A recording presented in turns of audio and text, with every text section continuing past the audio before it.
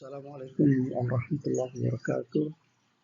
الفاتحة. أعوذ بالله من الشيطان الرجيم. بسم الله الرحمن الرحيم. الحمد لله رب العالمين الرحمن الرحيم مالك يوم الدين. إياك نعبد وإياك نستعين اهدنا الصراط المستقيم صراط الذين أنعمت عليهم غير المغضوب عليهم ولا الضالين. Alhamdulillah, ini siri prinsip pembangunan berteraskan Islam yang ketiga. Jadi insyaAllah hari ini kita akan berbincangkan prinsip pembangunan berteraskan Islam yang ketiga, yang ini berkenaan dengan skala waktu. So kalau mengikut pembangunan berteraskan Islam, maka selain daripada acuannya yang telah kita bincang dalam prinsip pembangunan berteraskan Islam yang pertama, kemudian yang keduanya kita telah bincangkan tentang pelaku pembangunan, iaitu orang yang terlibat dalam pembangunan. Dan yang ketiga, maka kita pada hari ini akan bincang pasal skala waktu pembangunan berteraskan Islam. Skala waktu ini maknanya jangka masa. Jangka masa yang apabila kita mahu melakukan sesuatu pembangunan berteraskan Islam, berapa lama dia ambil? Jawapannya ialah dia ambil keseluruhan hidup kita. Sama ada sebelum kita lahir, sekarang ini ketika kita berada di dunia, dan juga nanti di akhirat. Artinya, skala waktu pembangunan ataupun time scale dalam bahasa Inggerisnya, ya, time scale, jangka waktu, tempoh, dia meliputi keseluruhan hidup manusia daripada sebelum lahir sampailah kepada setelah mati. Jadi agak berbeza dengan teori pembangunan konvensional yang sesuatu projek itu hanya terikat dengan waktu-waktu tertentu. Mungkin 6 bulan, mungkin setahun, mungkin 2 tahun. Dan malah dalam rancangan Malaysia 5 tahun dia 5 tahun.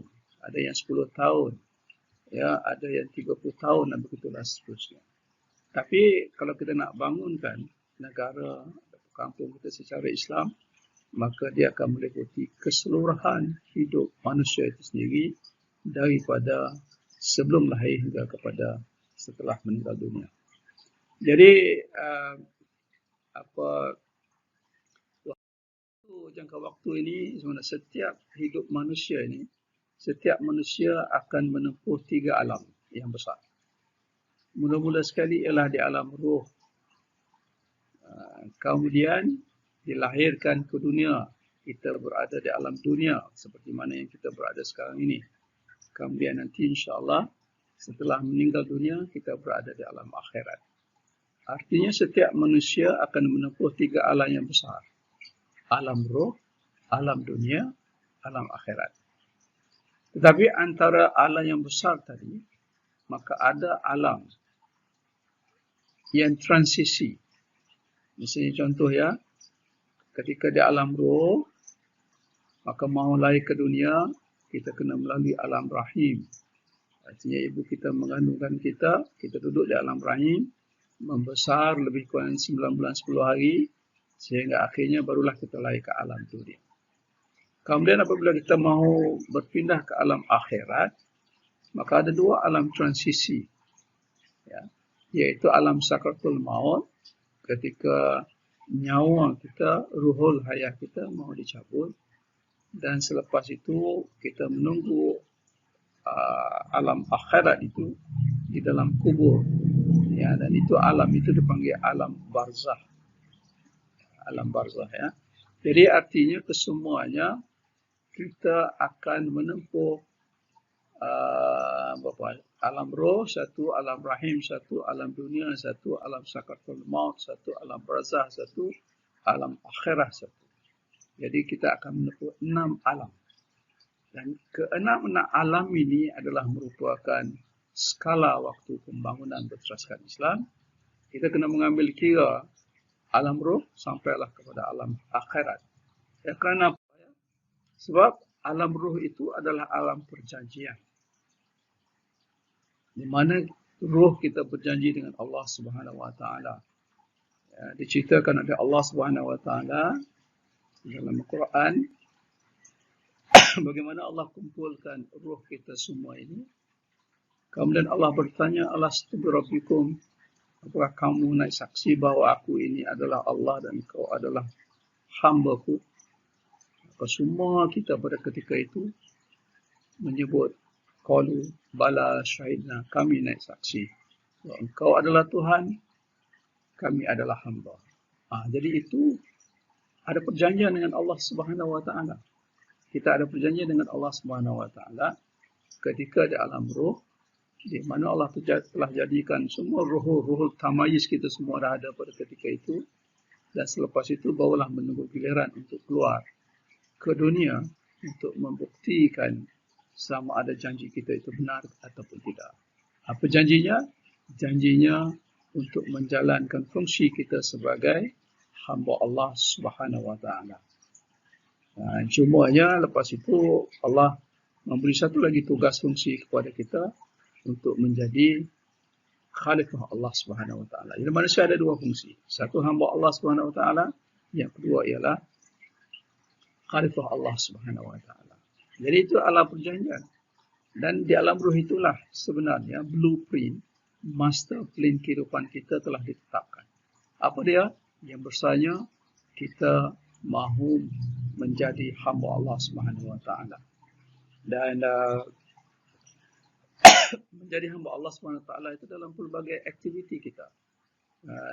Dan dalam bab kita ini, dalam aktiviti pembangunan kita, maka kita mesti tunduk sebagai Allah Subhanahu, sebagai hamba Allah kepada, sebagai hamba Allah Subhanahu wa taala. Jadi setiap aktiviti itu mestilah berbentuk ibadah kepada Allah Subhanahu wa taala.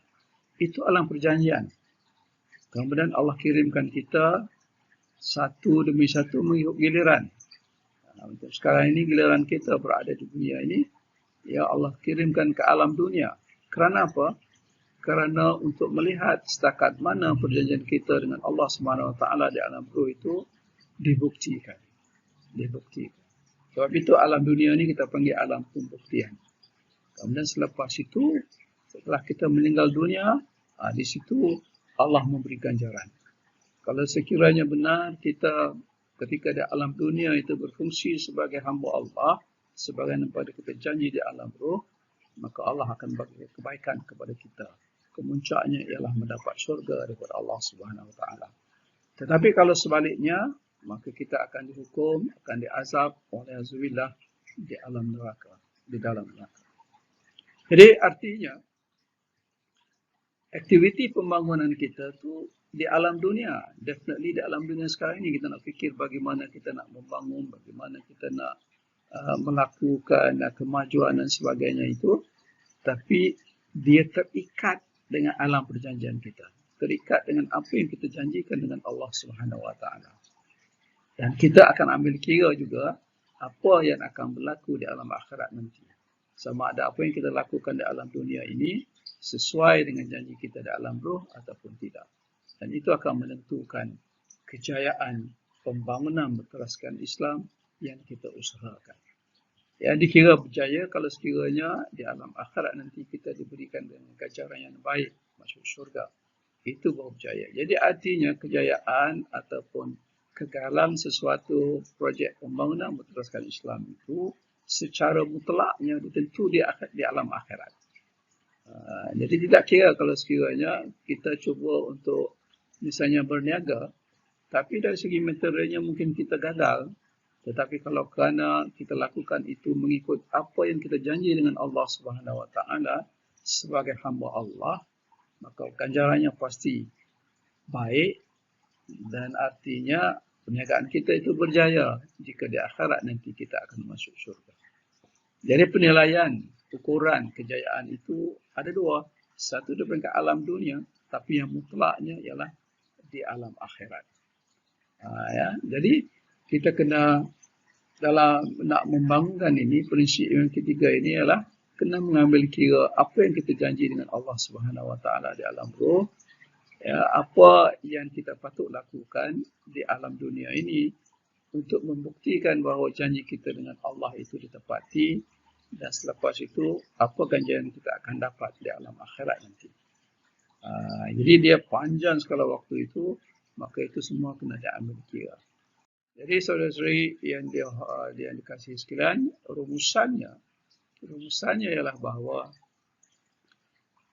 blueprint ataupun garis panduan pembangunan berteraskan Islam itu yang mutlaknya ditetapkan di alam ruh. Artinya di alam ruh itu sudah ada blueprintnya.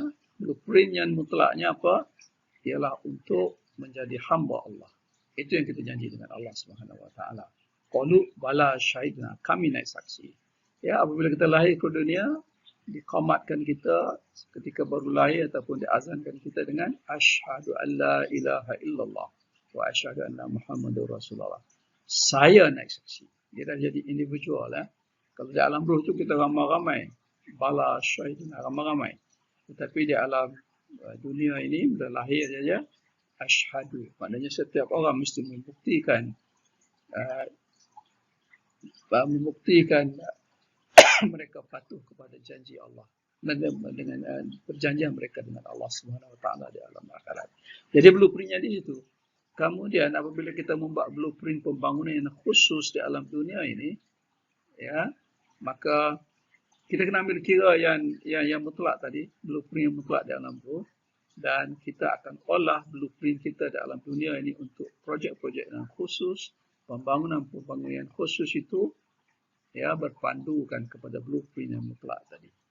Jadi tidak boleh ada kaedah-kaedah pembangunan kita yang bertentangan dengan janji kita dengan Allah Subhanahu Wa Taala di alam ruh. Dia mesti merupakan pelaksanaan janji-janji tersebut. Jadi pembangunan itu dilaksanakan di alam dunia sebagainya. Dan ganjarannya nanti insya-Allah ganjarannya akan kita dapat di akhirat. Dan kejayaan pembangunan sebagaimana yang telah saya sebutkan itu adalah apabila kita berjaya melaksanakan perjanjian dengan Allah Subhanahu Wa Taala.